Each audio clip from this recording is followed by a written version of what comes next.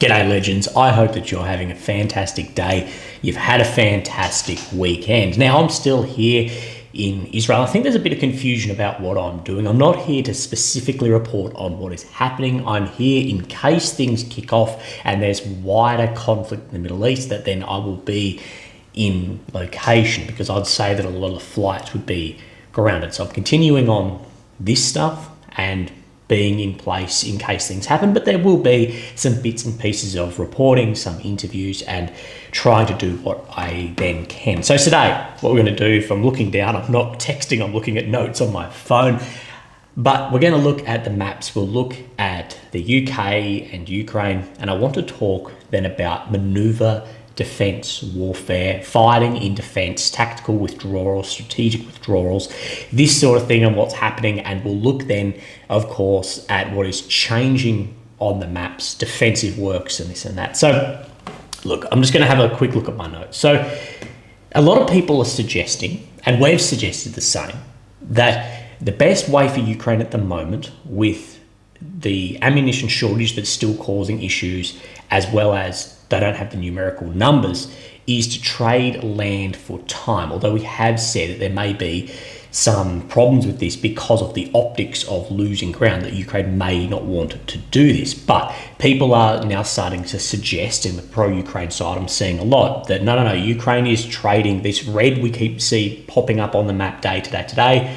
What they're doing is they're trading land for time while wearing down and attriting down the Russians. And I see this spoken about now, that we start for months on end to see the red move. Now, we have said that that is probably then the best tactic. Is exactly this happening? Well, we don't know. This is what Ukraine should be doing and should have been doing for a while. But some concerns here is fighting in urban centers. And we'll look at maneuver defense, the doctrine from Russia, as well as my experience in this. But I'm not convinced this is exactly what is happening, at least broad spectrum everywhere on the front line.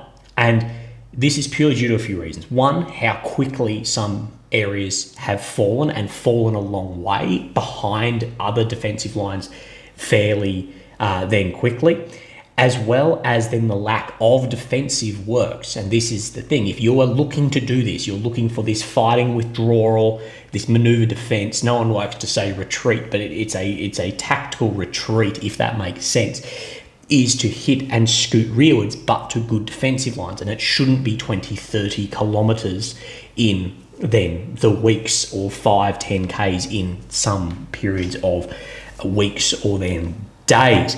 And what we have seen as well is, of course, the redeployment of troops off other areas of the front and reserves as well. And what I'm talking about, and a perfect example of this, is Savovchansk. So we'll come down onto the maps here. Now, we know the defensive works in here were they existed. We know some mines and stuff existed, but Russia was able to go a long way in here. Now, what has happened is that Russians have got behind some of the previous, was said to be built up defensive works, into then urban centers, and Ukraine is forced then to redeploy reserves off other areas into here, and then you're treating the enemy in an urban environment. That is not the place you want to be doing it. You want to be treating them in land of your choosing. That's best for then yourself. Now, there's a few assumptions we make in this as well, for those saying that the Ukraine is just treating down the Russians in maneuver doctrine rearwards.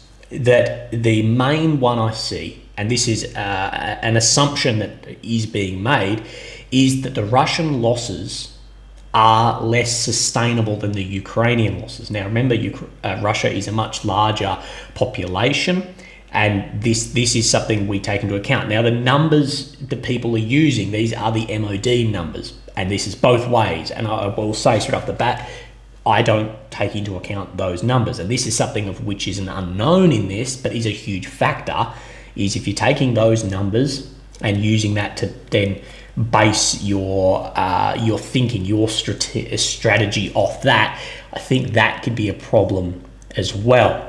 But that is the question. Whose losses are less sustainable, or whose are more sustainable? Russia most likely has much higher losses, but to what factor does it need to be higher to be less sustainable? Does that make sense? Same as they're using a lot more artillery, and a lot more tanks, and a lot more this and that. But at what factor is that then not sustainable? And the numbers, well, it's hard to get an absolute pin on this. Now, of course, Russia is making ground in the hundreds of square kilometers in the past few months, and the coming question in this, and this pushing on the front, trying to get ground, I believe, and I spoke about this after the presidential debate, is if there is an administration change in the US and the war gets frozen, gets halted, it would be suicide for Ukraine to continue if the US starts pulling back any support. The US is giving, if probably not even the amount that they need, but right on, any less, it would start moving very quickly, not in the best direction. But what I'm getting at is it's in the best interest of Russia right now to try and gain as much ground as possible before that, not only for if the border then gets frozen and they hold more ground, but as a trading tool. The more ground they can get, then it will be used if the war gets frozen. That's a large if, underline that, put it in italics, all of this. But then they can use that as a trading tool to trade back as well. So, okay, we'll give you this part of land that we took if then you are neutral. I don't know, regardless of how the finer points will look. But what I've talked about, and you can look this up, there's receipts of it from my videos for months now, are that Ukraine is too concerned with the optics of wanting to lose ground, or not wanting to lose ground and hold ground, rather than this trading land for time. And my people I speak to, these aren't Twitter warriors, these are legitimate warriors with legitimate training in this, telling me this and suggesting this to me, that this is the main problem that they then see. So I'm not convinced when someone is saying this is exactly what is happening, of this falling back. Now, what we're going to do is I actually want to show you some of this maneuver defense, and I'll show you some of the Russian doctrine on this as well. Now, let me just show you really quickly at an infantry level, basic what this may look like. Now, I was an Australian military soldier, so I've done this a lot in exercise, in training of this fighting, withdrawal, maneuver rearwards, all of this, maneuver right, maneuver left, all of this. Now, why is the Australian military very good at this? Well, the Australian military is very small in a very large country, and our neighbours, of people that may invade us, have massive populations. So any force we encounter is going to be much larger. So a withdrawal like this is absolutely critical to this. Now, I was never in recon, but recon guys, when they're operating in small teams or snipers, they are the ones, probably the recon's probably a bit more over this, that are absolute subject matter expert in small team than withdrawal under heavy fire. There's a really good US video of a recon team doing this, just blasting rounds. But what you're trying to do is you're trying to then get out of that engagement zone and or lead your enemy into more advantageous terrain for yourself. And this is one of the problems in Avdiivka, was we were told Ukraine is moving to more advantageous positions. They moved to those advantageous positions, and then within a few days, those looked like they then, or weeks at least, they looked like they fell again. And I question what positions are more advantageous than behind that, as the ground is flattening then out. But I will say, as I show you, my experience is in very small teams, 4, 8, maybe platoon, maybe 25, but you'll get an idea. I've done this very large, but I've never been I'm just one little element in the whole cog of what is happening. But look, let's say that we have moved up and there's, say, 4 of us operating like this, and we get hit by an enemy really hard in this direction, larger enemy. We then can't move. We can't go forward. It wouldn't be good for us. Well, there's a few different ways of doing this, but you always will need to move under fire. So multiple ways of doing this, but you always need fire, and you want to move in teams and going, moving, firing, just speaking then to each other. So what this may then look like is just really simple. These 2 guys may then move back as these 2 continue then firing. Now, this can be done in a lot of different patterns. These 2 will then get to here, of course. They will then be firing in this direction. Now, of course, under large fire, as these 2 move then behind then their position, and then they will, announce that they are then firing, and of course then these guys will move rearwards.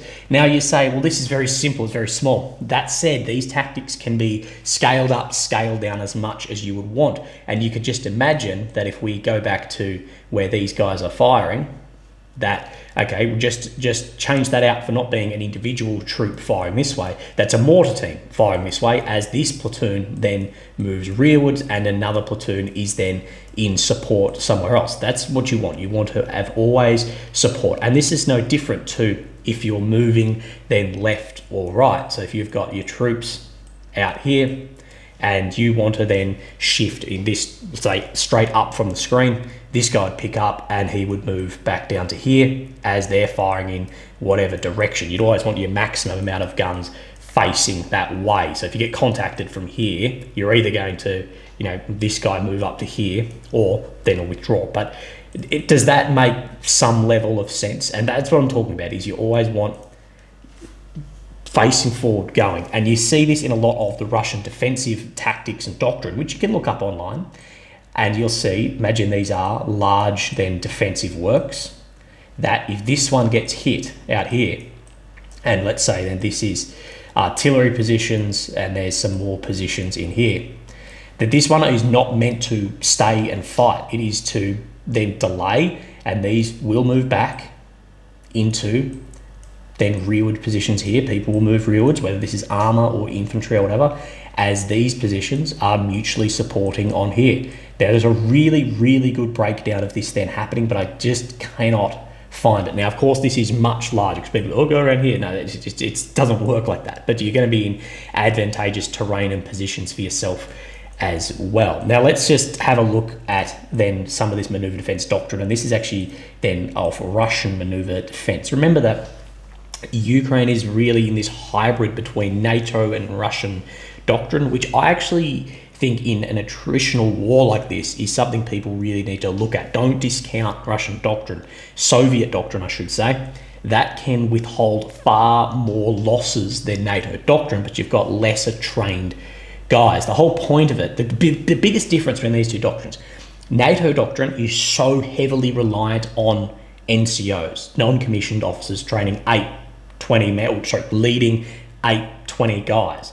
The problem is it takes, they're elite soldiers. The problem is it takes, in the Australian Army, minimum 4 to 6 years to become in that first level of that. So if that guy gets killed, you've lost a massive amount of experience and then that training on the ground, where the Russians don't have that, the Soviets don't have that, so to speak, other than in, your more SF type elements, but forget about that. But the thing is, it can then sustain larger losses, and the experience is gained through frontline combat and large losses, but it can actually sustain larger losses. It knows it's going to take more, but can sustain more as well. And I think we need to look at the doctrine and maybe have a bit of a hybrid, because where a lot of us are so focused on asymmetrical warfare, Vietnam, Afghanistan, Iraq, we haven't fought in a conventional war with massive losses for a long time. And like the Australian Army, with the losses that we see in this war, we would be combat effective for like 3 days. Anyway, let's just have a look over some of this. Now, this is maybe a better element graph that I drew, but we'll read through. But I can't draw on this. I don't think. No, damn. But so you see this element out here. These are not to hold. They get hit from west to east position here. Then these guys will hold. Then they'll move back into some more of these positions, and you can see that these positions are then all then supporting itself as they hit reserves, combined arm reserves. So these may move up to support elements as other elements are then falling, and then you've got positions in depth to supply fire support. So these can supply fire support on the flanks as well as outer positions here. They can fire through the middle, as well as then scouts out who can see what is coming for like early warning. Battalion is facing an enemy attack from the west and a reconnaissance forward patrol. You can see that in then these elements here. The battalion is a shallow security zone consisting of 2 motorised rifle brigades. But again, it's just that what we showed on my shitty drawing, just in much larger. But This is what we need to talk about. The companies do not become decisively engaged, but withdraw under covering fire of their rear platoon. So you don't want to become decisively engaged, have to win that fight, as that graph I showed where the first guy's up and moving rearwards, pepper potting rearwards. You don't want to become decisively engaged. You want to be able to still withdraw under covering fire from that rear guy or rear tank element or artillery element, whatever it then may be. Now, one thing you're not allowed to suggest in this, not allowed to suggest this, don't suggest that is this not exactly what Russia did in Robotny in Ukraine's 2023 offensive area. How do I turn up defensive lines? That withdraw through some of these positions, give up positions, provide mutual fire support from others. It'd be good to have a look at if we get a really good idea of Ukrainian defensive works. But if you just look at like this element right here, with these ones, and if we can bring up this graph again, now these of course are more complete positions rather than little bits and pieces, but you can see this may withdraw into areas as there is then fire support from areas like this, and then you've got larger works back here that can also provide support if these areas are then given up. You don't want to become then decisively engaged. And this is what I talk about in Volchansk. If you're doing this, you're retreating down the enemy. You don't want to become decisively engaged in especially an urban environment. You want to be doing this under artillery at length. The enemy advance encounters a line of 6 platoons that cause the enemy to deploy and slow down while being hit with artillery or aviation strikes. So they hit that first line, massive artillery. All Russian maneuver, whether it is maneuver forwards or maneuver rearwards, whatever, is specifically in the doctrine done under massive amounts of artillery. The line does not become decisively engaged, but withdraws behind the two companies, now in the alternate line, in order positions in combined arms reserve and anti-tank landing reserve. The enemy attack is slowed and punished. And then the line withdraws to its eastern position to the battalion. So you get an idea that you're moving rearwards, but you're under that fire, continuously delaying the enemy moving forward. Maneuver defense, defending troops displaced from line both deliberately when forced. The enemy organizes pursuit in the interdiction of routes, withdrawal of attacks, flanks and rear. So drawing the enemy into areas that you want to fight them as well. You want to be fighting in the ground of your choosing that then plays onto your strengths. That Russia's strength in this war is numbers and artillery. They want to be in areas where they can be dropping fabs, have their armor, and have a lot of guys in trenches, open ground. Closed terrain, say like Kremenar, we've seen Ukraine have more success, but urban environments like anywhere is a huge problem when Russia's dropping fabs and leveling that as well. In conventional maneuver war, a skilled maneuver defense is designed to destroy enemy systems at long range and then withdrawing without becoming decisively engaged. So hit them with an artillery and then move rearwards, like we've been saying. A key target for both aviation and artillery is mobile enemy air defense. So one of the biggest parts in this is getting then your air in play and hitting with air then behind the line, and air defense is incredibly important in this, and this is the biggest failure of the entire Russian invasion. The biggest failure has been the air, especially on those initial weeks and months. That was why the huge losses were taken. The air is a lot better than then, but still nowhere near the power the Russian Air Force has in terms of equipment and technology and equipment compared to how it's performing is greatly under, and it's I'd say down to the command structure there as well. Long worked out a system to detect, destroy high priority targets in real time. So trying to hit those centers of gravity as well. So I just thought I'd show that. I think it's interesting. I think a lot of people are talking like now, oh no, this is what's happening. But before, like, no, we're holding in place to do this. It's hard to know.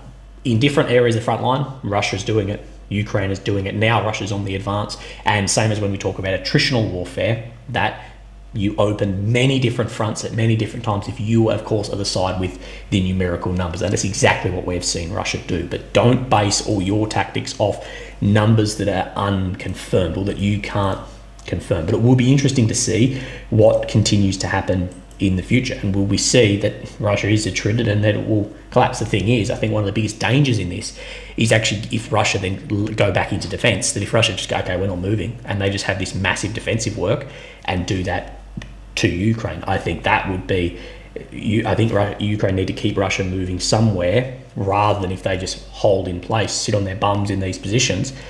Ukraine's going to have to then push through those. Now, of course, here is Ukraine, the centre, the capital of Kyiv, red areas occupied since 22, purple since 2014. Sorry, this video is getting on. Now, I forgot to have a look at this the other day, but of course there's this other front line open. So you've got these two northerns, and then you've got this one up here. Now, we haven't seen this move for a while, but it is interesting. It is shown that Russia do occupy some position, a third position up in the north here. Now, I do have a folder here from Suryak showing this position here, and he's actually saying there might be another one, but I've looked, it's not shown on Deep State. Situation in the northern front, in recent days, Russian DRG, so this is like a reconnaissance, what's the term I'm looking for? Oh my God, I'll put the word on the screen here if I can think of it. He's increased markedly on the border between Belgrade and Sumy. This is happening at the same time when Ukrainian army has managed to hold the front north of Kharkiv and has started to recover lost ground following the arrivals of numerous units, even more important, the arrival of new war material from abroad. So drawing that stuff in. It is still premature to speak about the opening of a new front in Sumy, but the aim of the Russian forces is to still create a buffer zone around Belgrade, and this includes this Ukrainian oblast. A new front that would divert even more Ukrainian resources from the eastern fronts, contributing to the instability of this one, which continues increasing breaches and lack of personnel. Progressive escalation is looming in the north, and I agree with this.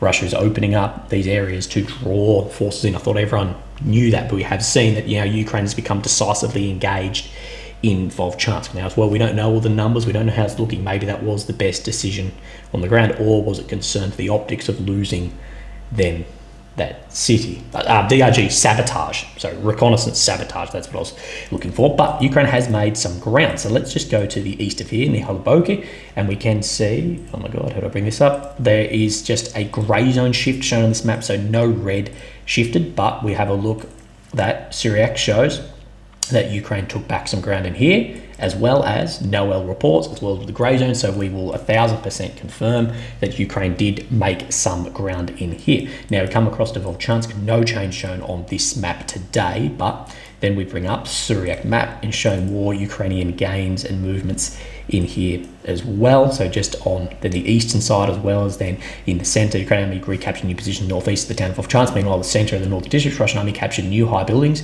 So new high buildings in here, that's exactly the spot we saw those SF troops then cross in. Ukrainian forces recaptured new building at east in the same street. In addition, clash between. So yeah, you can see street to street, high level building fighting here. High level troops, both Ukrainian and Russian, have deployed into here, decisively engaged. And this is, I think, the optics problem that Ukraine, because these defensive works weren't built or weren't up to satisfaction, and there's a city sitting here, they didn't want to lose the optics of this, trade time for ground. And we don't know what defensive works were behind this as well, we should say. We're assuming, and there was, that they've become decisively engaged here. Now, I know this is one example of other areas which may not reflect this. You can see Noel reports. He's also showing that Ukraine has had this same on the east, but not the same right in the centre, although it doesn't show the Russians on the other side of this road on his map. He's very conservative towards Russian gains there. Now, let's just move down this map a little bit. Now, we can see this spire. This is a long spire. So we can see up to 4 kilometers, over 4 Ks, was made in the past 24 hours by the Russians out to Pishani. Now, what I will say, I don't believe that they made 4 kilometers in the day. I think it's just been an update of ground that has been avoided for a while, and now it's moving through. And this is then this same direction, I believe. I've got the right map. Then open. Yes, I do. Sorry, it's just looking very different. So this is better stove down in here. And this is then, so I'm just trying to line myself up. So it actually shows a lot more on the deep state map than it shows on Suryak's map itself. See where this reservoir is? This is this reservoir. So it's showing way down in here. So Suryak's map is a long way behind in here. That's why I was getting confused of where we are. So it's showing basically out to where his dot is here, has come then under control. So if we line up reservoir out to here, so you get an idea as well. This is the tree line that's running down in there. Sorry, normally it's not that different as well, struggling to then line it up. Now let's come down the line just a little bit. Now we see in Makivka that Russia made some ground in here as well in the western direction towards an Oskil River, still a long way off from there. No changes around Terny, no changes then in Bilahorivka, although some are saying Ukraine did make back some ground in here, but not being shown on this map today. Now Spurny in here, this is one of the major changes, and we have seen a video evidence of this as well, of then a Russian flag going up here.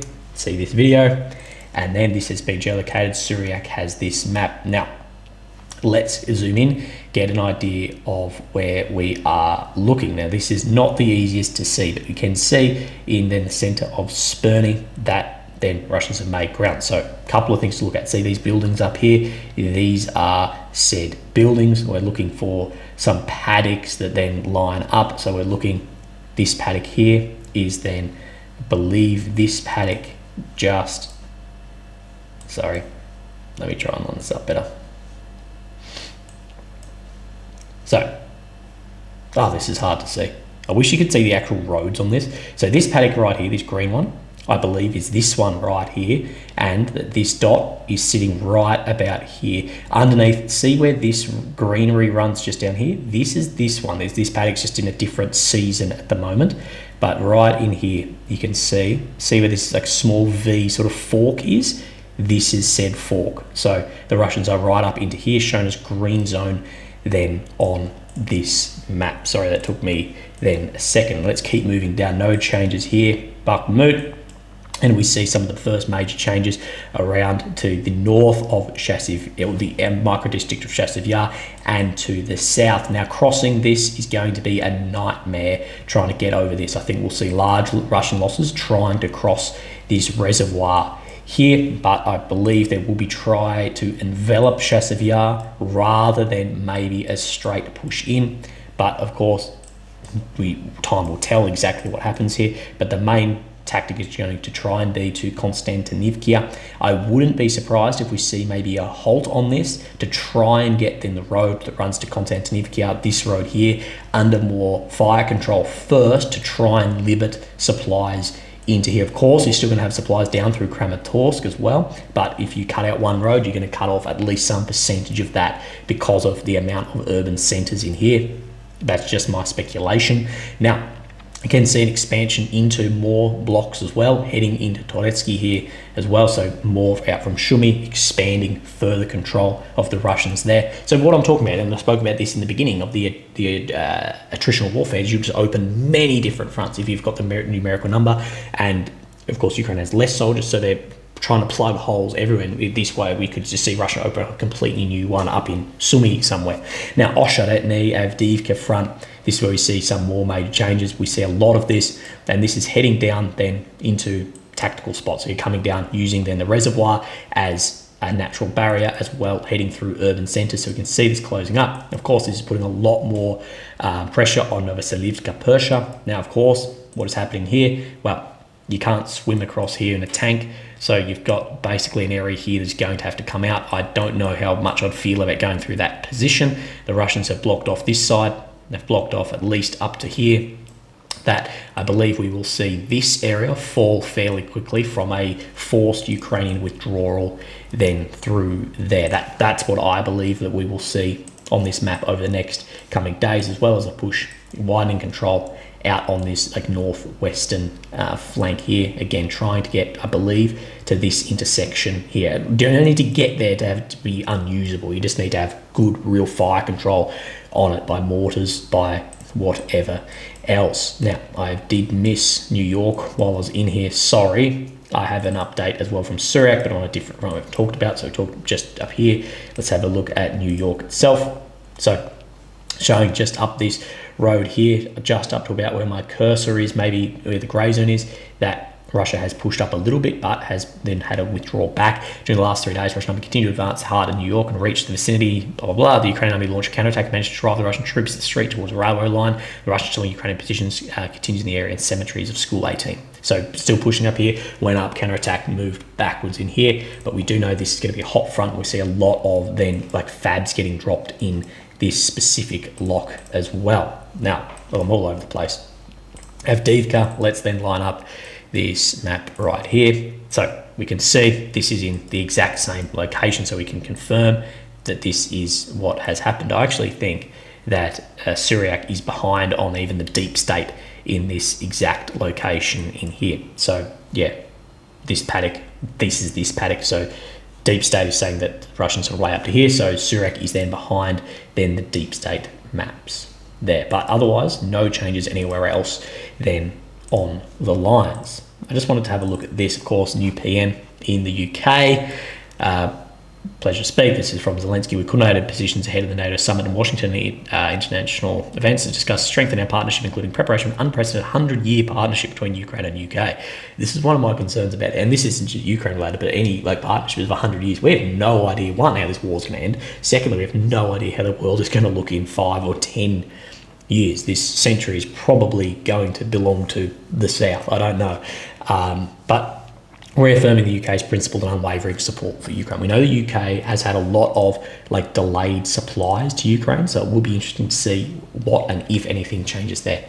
Legends, I need to get out of this Airbnb and try and check into my new one. Look after yourselves. I'll speak to you tomorrow, but from a different seat, I'm thinking. Right, see ya. Bye-bye.